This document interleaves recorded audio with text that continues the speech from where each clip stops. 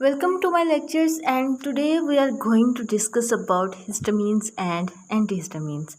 तो ये जो हिस्टामीन्स और एंटीहिस्टामीन्स हैं, इसका लेक्चर जो है वो मैंने दो हिस्सों में रिकॉर्ड किया है। ठीक है, तो अभी हम स्टार्ट करते हैं। जो सेकंड पार्ट है उसका जो लिंक है वो डिस्क्रिप्शन में मैंने दे दिया है। So start with introduction. इसको सबसे पहले 1907 में सिंथेसाइज किया गया था, जबकि इसकी आइसोलेशन जो है वो मेमेलियन टिश्यू से 1927 में की गई थी।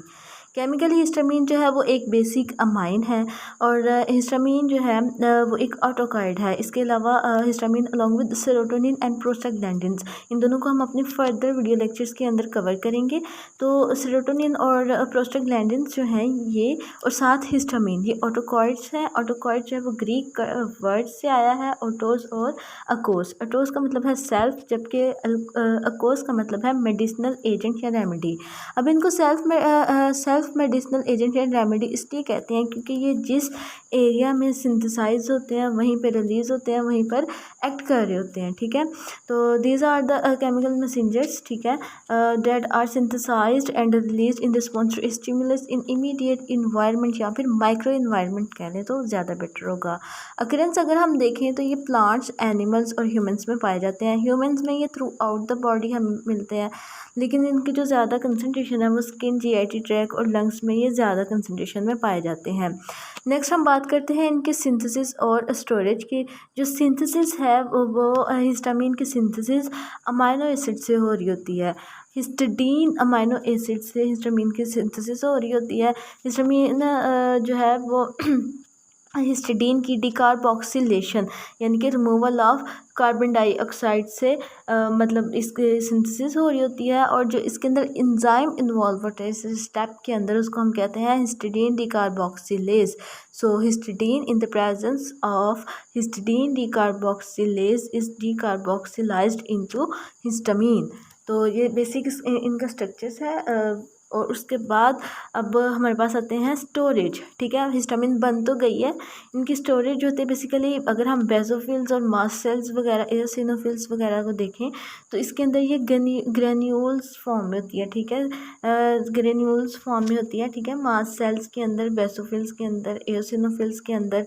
इसके अलावा जो है वो अगर स्टमक की बात करें तो हिस्टामिनोसाइट्स, ठीक है, एंटेरोकोमफिन लाइक सेल्स के अंदर जो है वो ये स्टोर होती है। ब्रेन के अंदर जो है ये इसकी स्टोरेज हो रही होती है हिस्टामिनर्जिक न्यूरॉन्स में।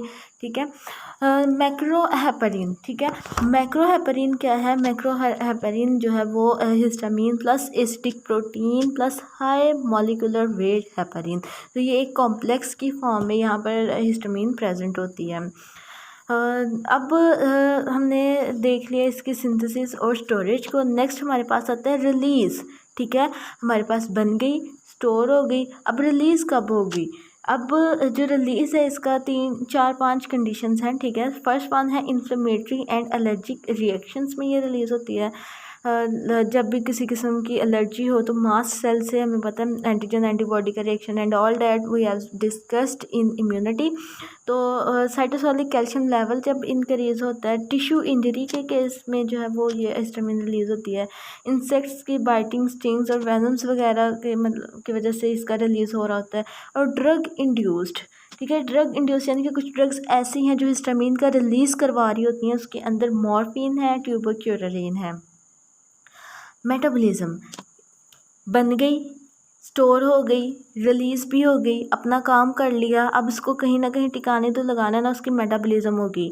मेटाबॉलिज्म जो है वो हो रही होती है हिस्टामिनेज इंजाइम और अमीडाजोल एंड मिथाइल ट्रांसफेरेज इंजाइम के थ्रू।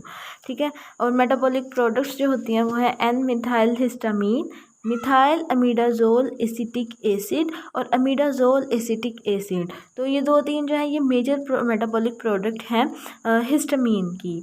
अब हिस्टामीन की अगर हम बात करें कि हिस्टामीन कहाँ पर जाके, मतलब इसके जो रिसेप्टर्स हैं वो कौन कौन से हैं, तो बेसिकली हिस्टामीन जो है इसके 4 मेन रिसेप्टर्स हैं। ठीक है, H1 receptors, H2 receptors, H3 receptors and H4 receptors. लेकिन इसका मतलब ये नहीं कि हिस्टामिन सिर्फ इन्हीं एरियाज़ के ऊपर जाकर एक्ट करेगी। ये और रिसेप्टर लाइक मस्करीनिक, सेरोटोनिन और अल्फ़ा एड्रीनर्जिक रिसेप्टर्स के ऊपर भी एक्ट कर रही होती है। H1 रिसेप्टर जो है वो स्मूथ मसल्स, एंडोथेलियम और ब्रेन में पाए जाते हैं। H2 रिसेप्टर जो है वो गैस्ट्रिक म्यूकोजा, कार्डिक मसल्स, मास सेल्स और ब्रेन में पाए जाते हैं। ब्रेन में मतलब माइनर क्वांटिटी में। H3 रिसेप्टर्स जो हैं वो ब्रेन में पाए जाते हैं, जबकि H4 रिसेप्टर जो है eosinophils, basophils, CD4 T cells में पाए जाते हैं। इसके अलावा जो हिस्टामीन है, ठीक है, वो मस्करीनिक रिसेप्टर, सेरोटोनिन और अल्फा एड्रिनर्जिक पर भी इसका थोड़ा बहुत अफेक्ट आता है। टिश्यू और organ system affect of histamines, ठीक है। अब हम बात करते हैं कि हिस्टामीन के कौन कौन से इफ़ेक्ट्स होते हैं बॉडी के ऊपर जब ये जाके अपने रिसेप्टर्स के साथ बाइंड करती है, तो इससे कौन कौन से मतलब इफ़ेक्ट्स आते हैं बॉडी के अंदर। तो जितने भी मतलब स्मूथ मसल्स हैं, आप देखिएगा इसकी उनकी कंट्रैक्शन होगी, ठीक है। उसके अंदर हमारे पास आते हैं bronchial smooth muscles, cardiac smooth muscles और यूट्राइन स्मूथ मसल्स, ठीक है। इसके अलावा कार्डियोवैस्कुलर इफ़ेक्ट्स हमें मिलते हैं। सिक्रीशंस हम देखेंगे हिस्टामिन्स की वजह से, effects on skin, GIT effects, nervous system effect और H1 एंटागोनिज्म के जो इफ़ेक्ट्स हैं वो देखेंगे।